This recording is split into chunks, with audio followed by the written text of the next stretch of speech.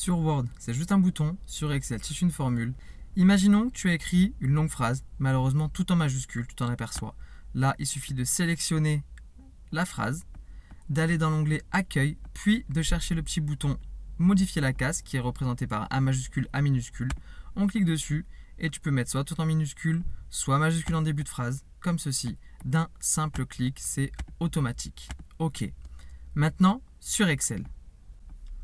Sur Excel, comme tu peux le voir, il n'y a pas le bouton Modifier la case. Imaginons que là, sur ton tableau, tu veuilles remettre tous les noms que tu as notés en majuscule. Tu ne vas pas t'amuser à les refaire un par un, ça va être beaucoup trop long.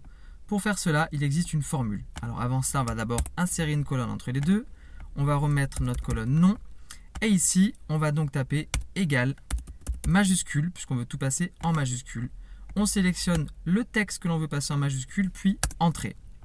Ça m'a bien modifié mes noms en majuscule. Ça ne s'arrête pas là, car là, si je supprime cette colonne, vu qu'elle est liée par une formule, ça va supprimer exactement ce que j'ai fait à côté.